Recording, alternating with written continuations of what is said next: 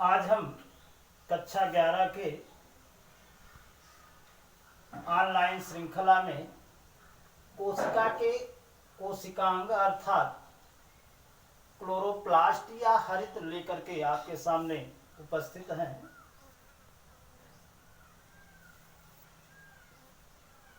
Chloroplast या हरित लवक, हरित लवक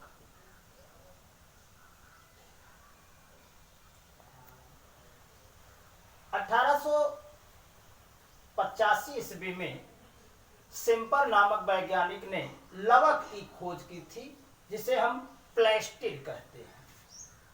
प्लास्टिड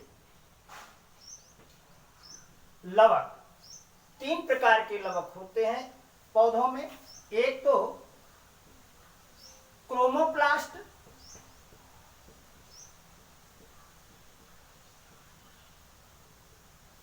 ल्यूकोप्लास्ट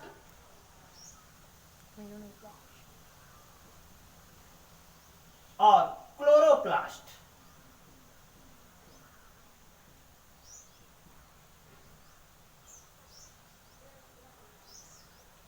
क्रोमोप्लास्ट को वर्णी लवक कहते हैं,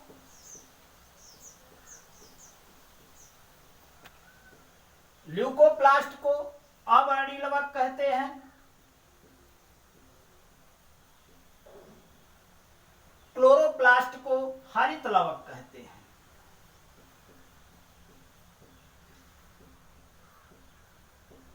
वर्णी लवक उन स्थानों पर पाए, यानी वर्णी लवक पौधों की पत्तियों में ऐसी पत्तियां जो रंगीन होती हैं, ब्राउन कलर की हो सकती हैं, येलो कलर की हो सकती हैं, फूल जो जिस कलर के होते, यानी कि फल जो है लाल पीले हो सकते हैं। ये सभी क्लोरोप्लास्ट और क्रोमोप्लास्ट के कारण होते हैं। यानी कि अगर हरे रंग से इतर पौधों में कोई रंग पाया जाता है तो उसे वो वर्णी लवक के कारण होता है। ल्यूकोप्लास्ट या अवर्णी लवक में जहां पर सूर्य का प्रकाश नहीं पहुंच पाता है, अर्थात वहां पर ल्यूकोप्लास्ट या अवर्णी लवक यानी ये वर्णहीन होते हैं, रंगहीन होते हैं, उन्हें हम अवर्णी लवक कहते हैं। अवर्णी लवक का कार्य भोजन का संग्रहण करना होता है। अब आते हैं हम क्लोरोप्लास्ट का विस्तृत अध्ययन करेंगे। Chromoplast, leucoplast, chloroplast. क्रोमोप्लास्ट आप देखते हैं कि टमाटर क्या होता है, पहले लाल होता है, पहले जो है हरा होता है, बाद में लाल हो जाता है। आम पहले हरा होता है, बाद में पकने के बाद पीला हो जाता है। जो है मिर्चा पहले हरा होता है, बाद में पकने के कारण जो है लाल हो जाता है। ये सभी प्रक्रियाएं जो है क्लोरोप्लास्ट से क्रोमोप्लास्ट यानी हरित लवक से वर्णी लवक में परिवर्तन के कारण होती हैं। अब हरित लवक की खोज जो है सिम्पर नामक वैज्ञानिक ने की थी। कोशिका में, यानी केवल पादप कोशिका में, ऐसी कोशिका जो अपना भोजन स्वयं बनाती है, यानी पादप कोशिका अपना भोजन स्वयं बनाती है, तो उसमें क्लोरोप्लास्ट पाए जाते हैं। अगर इसकी संरचना की बात करें तो संरचना आप जानते हैं किसी भी कोशिका का कोशिकांग प्रोटीन और फास्फोलिपिड से मिलकर के बना हुआ होता है। उसका कोशिकांग की जो झिल्ली होती है प्रोटीन और फास्फोलिपिड से बनी हुई होती है। तो ये भी इसकी भी झिल्ली प्रोटीन और फास्फोलिपिड की मिलकर के बनी हुई होती है। इनमें आप देख रहे हैं कि बाहरी लेयर एकदम स्मूथ अर्थात चिकनी है।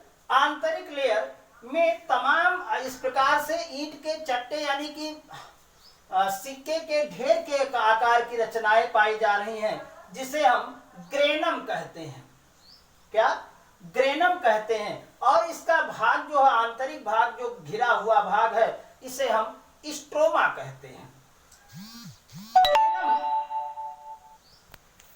में जो चट्टेदार यानी एक सिक्के की बात करें तो एक सिक्का थैलेक्वाइड कहलाता है। तमाम थैलेक्वाइड परत दर परत मिलकर के ग्रेनम का निर्माण करते हैं। ये भी आपको बता दें कि माइटोकॉन्ड्रिया की तरह इसमें भी जो है राइबोसोम 70 इस प्रकार के राइबोसोम पाए जाते हैं और डीएनए भी पाया जाता है, सर्कुलर डीएनए पाया जाता है। इसलिए यह कोशिकांग स्वायत्त शासी कोशिकांग है, या इसे हम semi autonomous part of the body कहते हैं।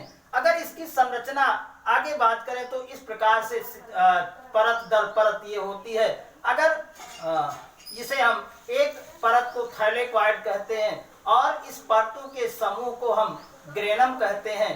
एक परत की संरचना आप देख रहे हैं कि ये लेयर प्रोटीन की बनी हुई होती है, बाहर की लेयर, आंतरिक लेयर प्रोटीन की बनी हुई होती है। In between two layer of the protein, यानी कि दो प्रोटीन के दो परतों के बीच में फास्फोलिपिड लेयर पाई जाती है और फास्फोलिपिड की लेयर के बीच बीच में क्लोरोफिल के कण पाए जाते हैं। क्लोरोफिल के कण यही प्रकाश संश्लेषण क्रिया के लिए उत्तरदायी होते हैं, अर्थात जिन पौधों में क्लोरोप्लास्ट पाया जाता है वो प्रकाश संश्लेषण क्रिया के लिए उत्तरदायी होते हैं। अब प्रकाश संश्लेषण क्रिया क्या होती है? प्रकाश संश्लेषण, प्रकाश की उपस्थिति में हरे पौधे कार्बन डाइऑक्साइड, जल और क्लोरोफिल की सहायता से भोजन और ऑक्सीजन का निर्माण करते हैं। इस प्रक्रिया को हम प्रकाश संश्लेषण कहते हैं। यानी क्लोरोप्लास्ट का काम रसोई घर या किचन भी कह सकते हैं इसे। पौधों में, हरे पौधों में क्लोरोप्लास्ट किचन या रसोई घर के रूप में काम करता है, अर्थात भोजन का निर्माण करता है और ऑक्सीजन का निर्माण करता है। प्रकाश संश्लेषण की क्रिया दो चरणों में संपन्न होती है। एक तो प्रकाशित अभिक्रिया,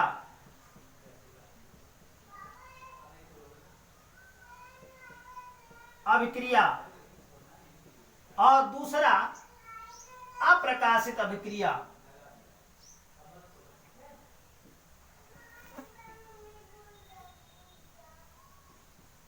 अप्रकाशित अभिक्रिया, प्रकाशित अभिक्रिया वह अभिक्रिया होती है जो प्रकाश की उपस्थिति में होती है। इसमें प्रकाश, जो क्लोरोफिल के मॉलिक्यूल हैं वो प्रकाश के फोटान को जो रिसीव करके, यानी कि ग्रहण करके, उत्तेजित होकर के जल के अणुओं को तोड़ देते हैं। एटीपी उत्पन्न होती है, जल के अणुओं को तोड़ने से ऑक्सीजन उत्पन्न होती है। बचा हुआ जो हाइड्रोजन OH आयन है अप्रकाशित अभिक्रिया में कार्बन डाइऑक्साइड के साथ मिलकर के ग्लूकोज का निर्माण करता है। इस तरह से प्रकाशित और अप्रकाशित अभिक्रिया दोनों मिलाकर के प्रकाश संश्लेषण अभिक्रिया पूरी होती है। प्रकाशित अभिक्रिया में ऑक्सीजन ATP का निर्माण होता है। अप्रकाशित अभिक्रिया में कार्बन डाइऑक्साइड का उपयोग करके ग्लूकोज का निर्माण किया जाता है। तो इस तरह से यह पौधों की कोशिकाओं में सबसे महत्वपूर्ण कोशिकांग है, जिसे हम किचन या रसोई घर के रूप में जानते हैं। अगर हम फिर से देखना चाहें तो आप देख रहे हैं सिम्पर नामक वैज्ञानिक ने इसकी खोज की थी। ये कोशिका में प्लेट के आकार की रचना में पाए जाते हैं, छोटे से बड़े से हम होते हुए आए हैं। इसमें परत दर परत लेयर पाई जाती हैं जिसे हम थैलेकॉइड कहते हैं, और उन परतों के समूह को ग्रेनम कहते हैं, और इसमें जो भरा हुआ भाग होता है इसे स्ट्रोमा कहते हैं। इसमें राइबोसोम, माइटोकॉन्ड्रिया पाए जाते हैं, अर्थात ये स्वयं ही जो है क्लोरोप्लास्ट का निर्माण कर सकते हैं। इसलिए इसे हम सेमी ऑटोनॉमस या अर्ध स्वायत्त शासी कोशिकांग कहते हैं।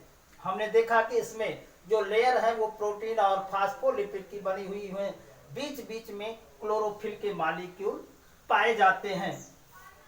अब क्लोरोफिल के मॉलिक्यूल आपको बताया गया प्रकाश संश्लेषण की क्रिया में उपयोजित होते हैं। प्रकाश संश्लेषण की अभिक्रिया दो चरणों में संपन्न होती है, एक तो प्रकाशित अभिक्रिया, दूसरी अप्रकाशित अभिक्रिया। प्रकाशित अभिक्रिया में आप देख रहे हैं कि प्रकाश की उपस्थिति में जल OH और H आयनों में टूट जाता है। OH कंडेंसेशन या संघनन करके जो है फिर पुनः ऑक्सीजन उत्पन्न करता है, एच आयन हाफ ऑक्सीजन उत्पन्न करता है और पुनः वो एच आयन अप्रकाशित अभिक्रिया में कार्बन डाइऑक्साइड के साथ के मिलकर के ग्लूकोज का निर्माण करता है। तो इस तरह से हम आगे भी कोशिका के कोशिकांगों का क्रमिक रूप से श्रृंखलाबद्ध रूप में आपके सामने प्रस्तुत होते रहेंगे। अगर आप 2-3 बार पढ़ करके 2-3 बार पढ़िए, उसके बाद अपने आप नोट्स बना लीजिए तो काम चलता रहेगा। धन्यवाद।